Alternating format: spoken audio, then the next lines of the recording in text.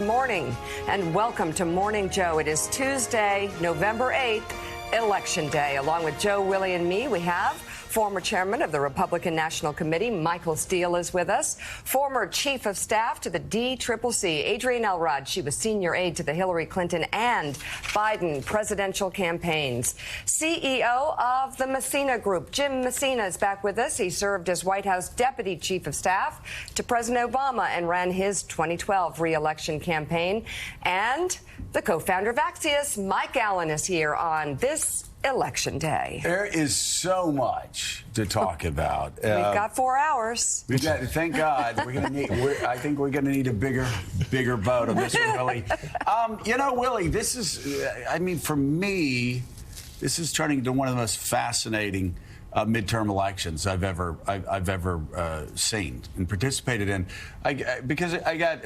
This should be a massive Republican victory tonight. Probably will be. You look at just history alone, the tide of history. I see no way that Democrats would hold on to the House. That said, the polls are breaking in all different ways. I saw a group of new polls last night with massive sample sizes, a bipartisan poll. And these Senate races in these swing states are breaking different ways. I spoke to people in Florida who were always right. They say expect a massive Republican win in Florida. Ron DeSantis is going to break every record in the book. I talked to Democrats in Pennsylvania. They were not under their bed shaking like they usually are. There was no bedwetting.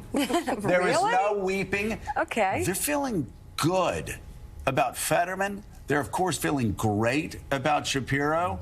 We may have an election where Republicans sweep Florida, Democrats sweep Pennsylvania, maybe in Wisconsin, a split. It's breaking all these different ways. And it's just kind of exciting going in the round and you're hearing all those people talking. And Fetterman was sounding great. He did. He sounded strong. And paraphrasing Winston Churchill, then I'm getting better and better. And as I get better, I'll be getting better. Dr. Oz, he'll still be crazy or whatever.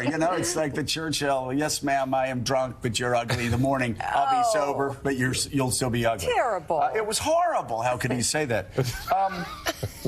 But, this whole thing about democracy's on the line and everything hinges on this one election, I do totally get that sentiment, but you really need to go race by race. And you look at, for instance, Kari Lake. I think that is someone who poses a grave threat to American democracy. I just say when you look at the fact she's an election denier, you look at her skill set, you look at the fact Republicans are already talking about her being Trump's vice presidential pick. She seems willing to do anything, say anything. I had a friend that was running in the primary. She said he was on the side of pedophiles because he wouldn't put cameras in every classroom across the state of Arizona. This is a woman willing to do anything. So there's an example, yes, where I do believe this would be a grave risk to democracy in Arizona. Where the races where the stakes just aren't quite that high. And so you look at Georgia, you have two people that stood up to Donald Trump. And said, no, we're not going to let you steal elections. There are other Republicans that have done that across the country as well. Yeah, there are about 300 election deniers on the ballot today. So if those people win, it could change the way we run elections. It could change the way we respect the outcomes of elections. That's all very real. The question is that in the mind of a voter going to the booth, or is it 8% inflation and gas and groceries and all the things we talk about this morning? Mika laid out very well the splits in the House and in the Senate. Republicans only need to pick up 5 in the House to control the House. They only need to pick up 1 in the Senate. Historically, just for a little bit of perspective, since 1934, since FDR's first midterm, the out party has picked up 28 House seats and 4 Senate seats. So you put that historical trend together with a president who's polling in the low to mid 40s and 8% inflation, it should be a big night. A massive Republican landslide. Should be huge.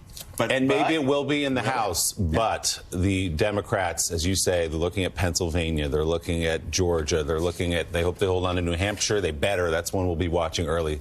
They hope they hope and they believe, some of them, that they will, in fact, be able, by the skin of their teeth, to hold on to the Senate. They're all, and Jim Messina, they're all so tight. A lot of these Senate races, a lot of the close races in the swing districts, swing states are all so tight that, you know, you felt 2010 coming. I felt 2010. We knew that was going to be a massive Republican year.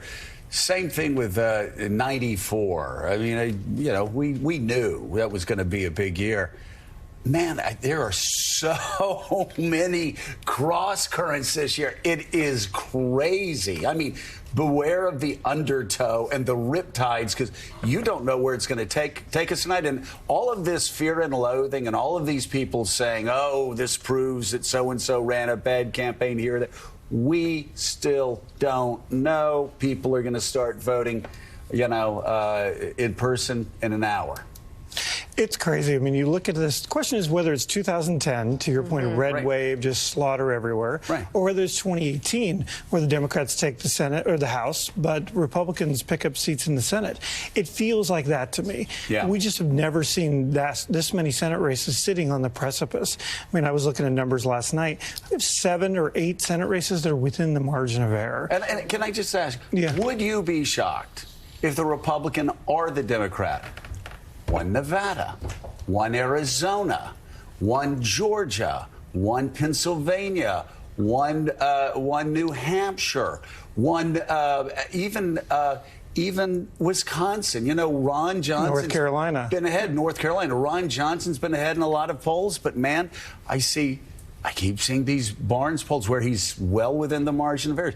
We got 6 or 7 races where if you told me tomorrow that any of those candidates won, I would not be surprised at all, because it's all within the margin of error. It's really true, and these polls are mostly garbage, as you and I have discussed in the past, right? Because we don't know who's already voted. Bernanke's going to talk about this, but we've already had 44 million people vote. Republicans are now in most states saying don't vote until Election Day, so you can't really figure out what's in the bag, what's not in the bag. Early numbers, Mike Allen was talking about this earlier, early numbers are going to look like Republicans are having a big night. We all need to take a deep breath. And I want to look at the numbers in New Hampshire. If that race if the Democrats lose the Senate race in New Hampshire, they're screwed, and it's going to be a horrible night. She holds on, and they look good, and it's not as close as people fear. Then you start to see a little momentum, and then we all start looking at, can the Democrats win Pennsylvania? If they can hold the Senate, and then we go out to the West. Everything gets decided in the West, as always. Right. It is Election Day. That means one thing. Steve Kornacki is at the big board, beginning what's going to be a long day, a long night, perhaps a long several days. Steve, good morning. Let's get you started here on Morning Joe. What are you looking at to start the day? Well, I mean, what you're talking about, I think the battle for the Senate, obviously kind of the feature story here, the 50-50 split, and I think we've talked about this a lot. Republicans needing that net gain of 1 seat. There are 4 best possibilities here: Nevada, Arizona, Georgia, and then kind of a late bloomer for them, New Hampshire. New Hampshire in and of itself, a really interesting story, because Republicans tried and they kept missing nationally to recruit who they thought would be top-tier candidates into this race. Ended up getting Don Bolduc as the nominee through a primary, and most Republicans nationally thought that was it for New Hampshire, wouldn't have any chance there. But in the final sort of stretch of this race, there's all sorts of signs New Hampshire's become a top target for Republicans as well. So again, they're trying to get a net gain of 1. Those are their 4 best possibilities on the board in terms of flipping blue seats, and I think all of it just underscores the central importance to Pennsylvania, to the math of the Senate, because there in Pennsylvania, that is Democrats' best single pickup opportunity. It has been all year. Joe Biden obviously won the state back in 2020. Fetterman, it very close, as you say, coming into today, but for months before the home stretch of this campaign, Fetterman had enjoyed some comfortable leads in the polls there. So you've got the possibility of Democrats, and I think the necessity for Democrats of flipping Pennsylvania. If they do flip Pennsylvania, it means they could absorb a loss in one of those blue states, and they could still end up back at 50-50. And of course, in one of the other possibilities tonight, is that let's say Democrats were to pick up Pennsylvania, let's say Republicans were to, let's just use New Hampshire for the heck of it here, Republicans were to get a gain there, everything else ends up kind of holding form, staying the same. You've also got the wild card of Georgia. Remember, you have the possibility of a runoff if no one gets to 50% in Georgia. And something like what I just showed you happens tonight. You'd end the night with 50 Republican seats, 49 Democratic seats, and one uncalled race. That one uncalled race would be Georgia. Georgia would go to a runoff. The runoff would be held on December 6th. And once again, just as was the case 2 years ago, we will be waiting for a month to find out who controls the U.S. Senate, all based on a Georgia runoff. And by the way, if, Adrian, if you had told Democrats a year ago, here's the deal, inflation's going to be about like 8%, right? And Joe Biden's approval ratings are going to be somewhere between 39 and 44. And historically, you should lose on average 25, 30, probably 40 seats and get wiped out in the Senate. If you told Democrats that you could have the computer who wears tennis shoes and khakis on election morning to say, you know, we may have to wait until December to see who controls the Senate. Do you know a Democrat in Washington, D.C. that wouldn't say, I'll take it? Yeah. It's amazing, actually. It is absolutely amazing because you just laid out sort of all the circumstances that we're dealing with. And, of course, historically, the party in power does not always have a good midterm cycle. The fact that we could hold on to the Senate, that we are so neck and neck in some of these really close states, that, that some of the states that Trump won in 2016 and even in 2020, it is a very good, it's a very good situation for Democrats to be in. And look, I'm glad that we're all talking about the fact that we may not know a lot of these results tonight. Right. You know, New Hampshire, for example, most people vote early or vote the day of in New Hampshire, so I think we'll know New Hampshire. But Pennsylvania may take a couple of days. Right.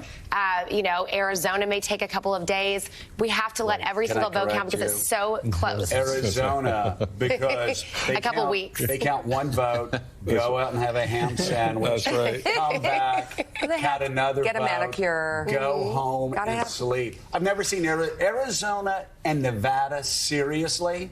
I don't know what happens in those offices after election day, but it's always taken forever for them to count votes. And especially when elections are this close, we have to have every single vote in to know where things stand. And sometimes it takes absentee ballots a while to come in. As Jim mentioned earlier, a lot of the states, it's going to look good for the Republicans early on because a lot of them vote on election day. Right. But early vote and absentees tend to be counted when the polls close. Right. So over the course of the night into tomorrow, we will see, I think, the Democrats pick up more steam as those votes come in. And by the way, the Republicans, their efforts to steal the election in 2020 was very calculated. You remember we had Steve Bannon saying, we're just going to declare victory at 10 or 11 o'clock at night? Well, in the months preceding that statement, there were people that were asking Republican legislatures in Michigan, in Wisconsin, and in Pennsylvania to count their votes the way Ron DeSantis' Florida counts their votes. When you get the early votes, count them. That way, polls open at 7 or 8. All of those are tallied up just like that. And you know by 10 o'clock, you know who won the election.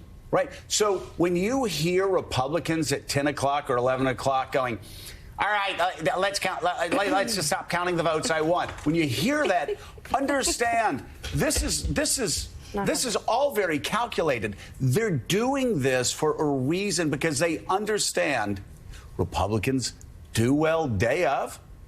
And it's the early votes, right? It's the early votes where the Democrats catch up. But again, Mike Allen, it's all very calculated.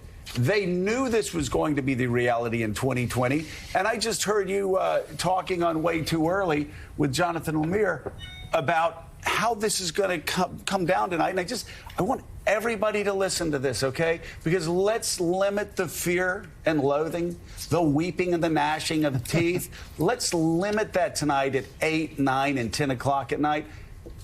Because it's going to come in hard for Republicans at first, and then we're going to see if Democrats have enough early votes to catch up and win. So break this down for us.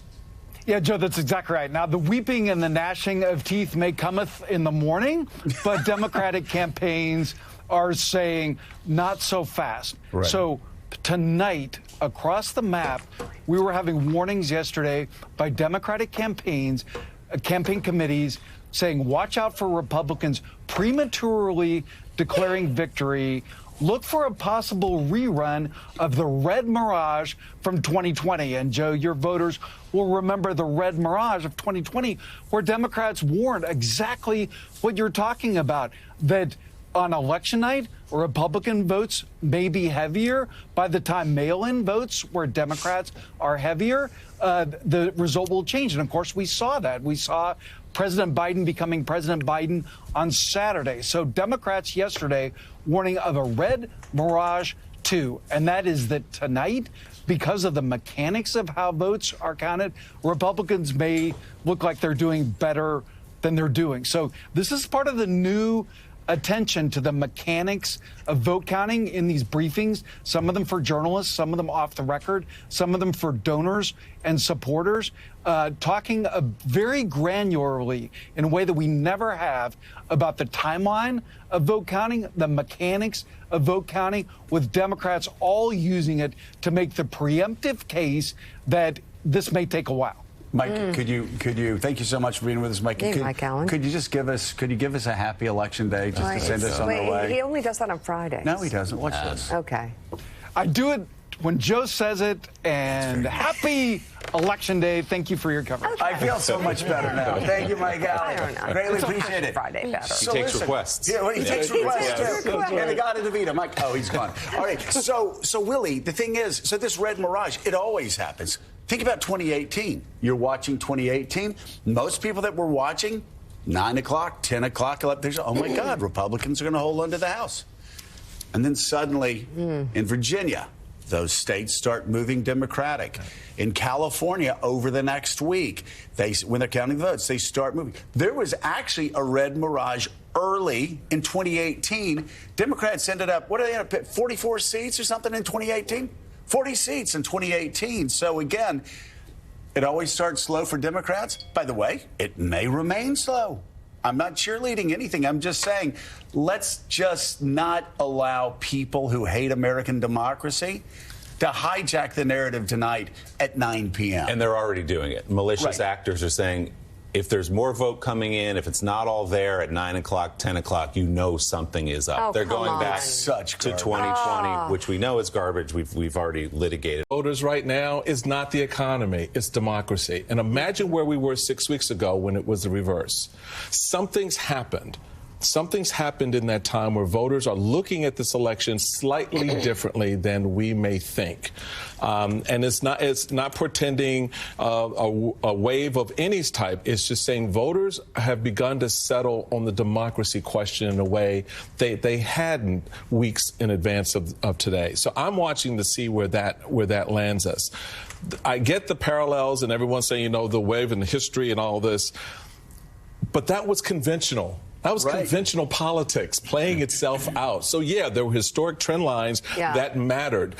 We've blown so far past that at this point where I don't think you give it the same level of weight. Right. And you can't, because when you look at some of these races, you see these other factors shaping the way voters are looking at them. The reason Kari Lake is doing Kari Lake is because she looks good. She sounds good. They're looking past what she's saying. Herschel Walker. You have these dynamics that voters are kind of weighing differently than they would have in other elections where they would have been written off because... Same dynamics of Trump. That's right. You're too anti-democratic. You're too, I don't know what you are, and I'm not voting for you. That's not necessarily what we're seeing. Steve Kornacki, from this conversation, jump off on that if you could, but I'm also interested in early voting and any bellwether states and districts. Yeah, a couple of things to keep in mind. First of all, I think that the vote counting and the vote reporting is going to be different tonight than we saw in 2020 for a couple of reasons and a couple of key states here to keep in mind. Number one, mail voting, well, it's going to be much more prevalent in 2022 than it was in previous midterms. I don't think it's going to be as prevalent as it was in 2020, and it's what really slowed down some of those counts in places like Pennsylvania last time around.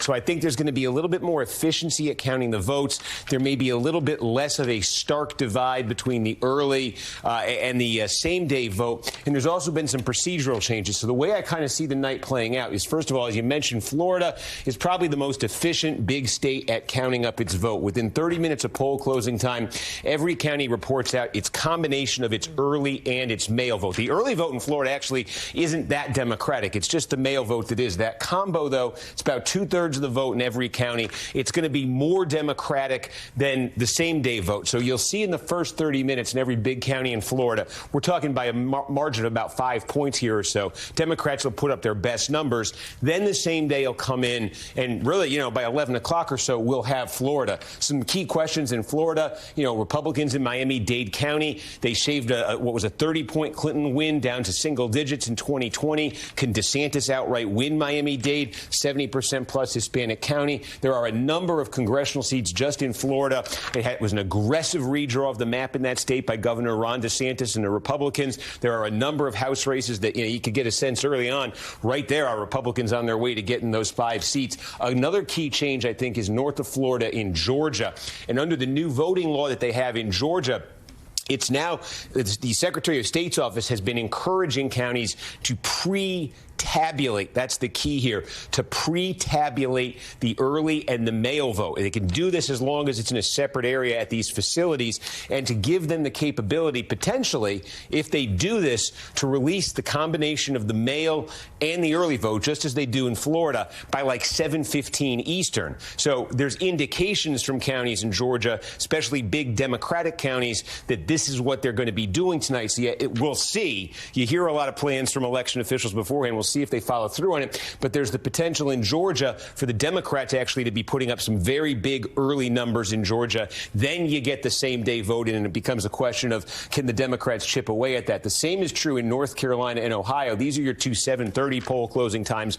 And again, you're going to get first the early mail, some combination thereof, which should be more Democratic friendly. Then you'll start getting in the same day vote, which should erode at it. What you're talking about in terms of the potential for Republicans to bank an early lead, Pennsylvania's a wild card. We definitely saw that in 2020. There are a few changes in Pennsylvania here in terms of, I think there's questions here about whether the two big counties in the state, that's Allegheny and Philadelphia, whether they are going to pre-process, I should say process on Election Day, a big batch of mail votes that they can release right away at the start of the night. If they do that this year as opposed to 2020, the early count in Pennsylvania may look different. But yes, overall, they are still going to struggle to get all that mail vote counted out. They've incentivized the counties financially to stay open all night tonight, though, counting the ballots. And just about every county's taking the money. So what you didn't have in Pennsylvania in 2020, a lot of them just turned the lights off at midnight on election night.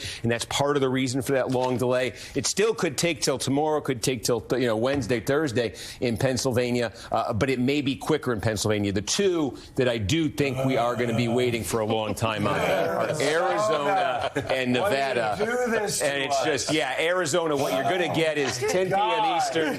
You're going to get the bulk of all the vote that came in till a couple days ago. No. And then it's very simple. Why don't they work in Arizona after the election? The very particular procedure is there's 3 things that happen in Arizona. They take all the mail ballots that came in as of a couple days ago. The polls close at 9 Eastern. Right. Okay. Then they have this interesting tradition where for an hour... They watch all 8 Harry Potter movies. they do not release a single vote for an hour. Exactly. So what it means is when we get to 10 Eastern, right. Turn your eyes to Arizona, because at like 10:05, suddenly about 2/3 of all the vote in the state is reported out. And it is essentially all of the mail vote that came in until about 2 days ago. Right. Then over the next couple hours in Arizona, they count up the vote that was cast same day. It's a smaller share, but that gets you up to the bulk of the vote in Arizona. And then we wait, and basically what you get is what they call the late early vote. It is the mail vote that was dropped off Sunday, Monday, day of, that sort of thing. And you're going to get like nightly updates. And that, if it's a close race, if we're talking inside of, 2-1 points, that's where it takes a week in Arizona. 14 votes That's a night. brutal. Okay. Exactly. Thank you. Oh, my God. It's not Steve's Steve, fault. really quickly, I was just looking at the official newspaper of Morning Joe, the New York Post, and they're undecided right now on the New York governor's race. Okay. Vote to save our state. mistake. Thank you for the light touch. Which one are they talking about? We've got two pretty incredible races, I think, in states, in places you wouldn't expect. One is New York State, and the other is the L.A. mayor's race, where you got a Republican who switched late to being a Democrat, who a lot of people are thinking is going to be the surprise winner there. And the question is, does Zeldin make all the dreams of the New York Post headline writers come true, or does Hochul hold on? Well, here's the interesting thing in the Zeldin. Zeldin can be a hero to national Republicans even if he loses the governor's race. And I say that because if he makes it competitive, let's say Zeldin falls 3-4 points short of Kathy Hochul.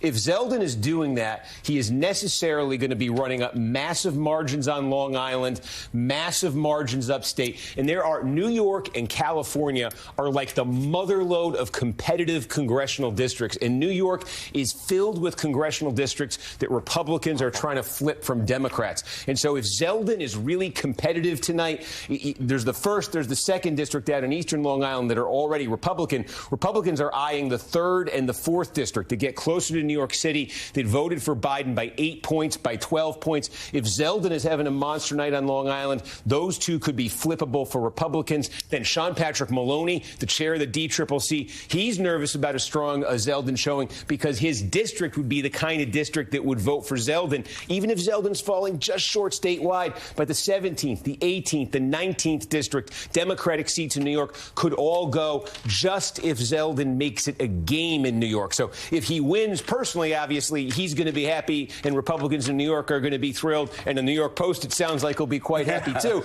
But if it's only, say, a 3 or 4 point race and he falls short, he could still potentially, on the strength of where he'd be getting the votes, that could be 5 Republican House seat gains from New York State. What do Republicans need to take the House? 5. Interesting. Wow, that's amazing. All right, NBC, Steve Kornacki, you're the best. Thank you very much. Just absolutely amazing.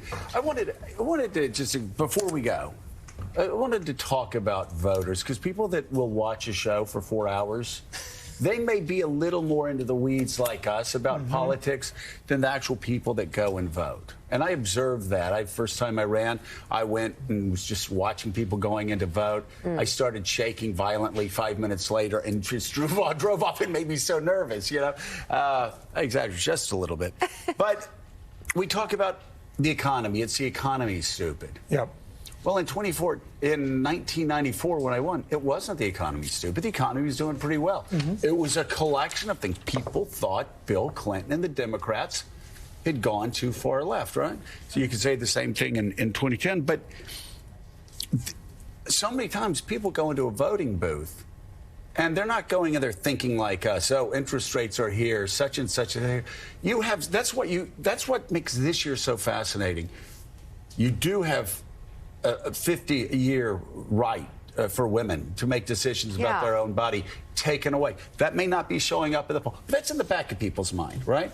And Uvalde, that's the sort of thing where people are seeing this on TV, and maybe that's not the topic. It's in the back of their mind. It builds up. You have people going out there denying democracy, saying basically they're not going to accept Madisonian democracy if Madisonian democracy doesn't make them. That's in the back of their mind. On the other side, you have voters that are looking at other issues other than the economy. On all of the social issues where they believe progressives are too woke, have gone too far.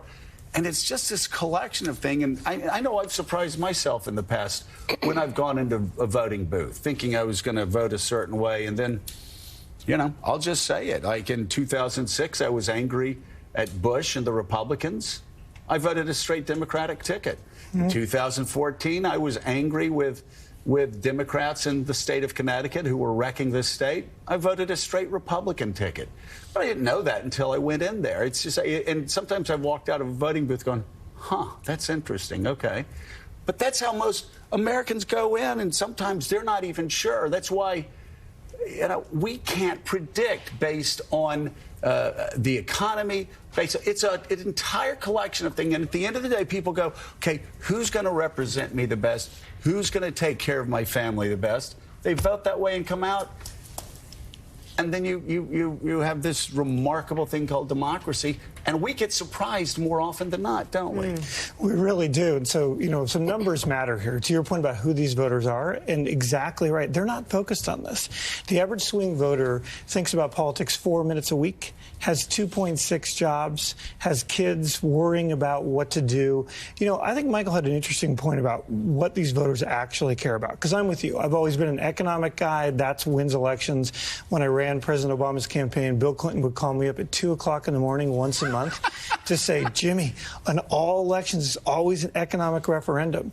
And that was true then. It's not true now. Willie talked about the numbers historically. Democrats should get their butts kicked, but they're not, because other issues are starting to really matter. The two times where Willie's numbers have been wrong since World War II, 1998 and 2002, the elections were nationalized. Democrats are hoping either democracy or abortion nationalizes these elections. And this democracy thing is really interesting, Michael, because the turnout looks massive for a midterm. And both parties are trying to figure out what that means. Who are these people? And I think, Joe, there are people that you're talking about who get in this ballot, get their ballot, or walk in and say, I'm not sure what I'm going to do, but something in the back of my mind makes me think I'm going to do X. And it's why I think these polls are garbage. It's why I'm going to turn off my phone until about 11 o'clock Eastern so my mom doesn't blow it up for the first 3 hours. I'm losing her mind. And I just think that all of this is setting up to be a crazy, weird election. And by the way, and please, I don't say this to shock people, but you need to hear, you never know why people are going to vote. That's right. It may be the Uvalde shooting. It may be abortion. It may be inflation. The swimmer at Penn, the trans swimmer at Penn, which Democrats don't talk about, but Republicans are littering mailboxes across America with flyers on it. You never know why people are going to vote. We haven't talked about crime. It's definitely going to be crime in places, even though progressives have said, oh, but the data says, but you never know what it's going to be. I do want to say one other thing too about nobody knowing anything. I'm so glad you brought up 1998. I remember 1998. Driving around my district, I was campaigning, and I heard Rush Limbaugh howling. And he was laughing at the Democrats. These Democrats, they're already circling the wagons. They're already, because the newspapers were filled with op-eds saying, we're going to lose badly in 98 because we've allowed this guy, Bill Clinton, to put a moral stain on our party. And we have turned over Congress. They're going to wipe us out, because all the polls were saying the Democrats were going to get wiped out, and Republicans were gleeful and were saying, this is what you deserve. 3 days later, we ran Newt Gingrich out of town because Democrats had a glorious night in 1998. You never know what's going to happen. You just never know, do you? With all these races, that's exactly right. We have so many close races, and you just can't figure out who's coming, what the turnout's going to be, what they're motivated by. And Republicans have told their voters, don't vote until Election Day. That's a risky strategy. By the way, snowstorm coming into Nevada. See, that's terrifying. Like, can Nevada and Arizona just count the votes, Joe? I am so... I think in Vegas, they just go out, they go to a club, they do some partying, they gamble on the elections, and then like 2 days later, they call us. Well, and my question is, Michael Steele, by the way, Michael. Yes, sir. We can now say it. There were some people that were begging you to run for governor in Maryland. Yes. Yeah. Begging you. Yeah. And you told them, I can't do it. I think the party has moved too far right and a shift too pro-Trump, and a candidate like me wouldn't win. So guess what? How big is Wes going to win? We love Wes. Wes is a great friend of ours. You're looking at a 30-point drubbing. See, what a dumb decision. And Republicans did the same thing in Pennsylvania. I mean, if Cox gets between 32 and 35. Because Trump in the last election in 20 got 32% of the vote. All right, Jim Messina, thank you so much for being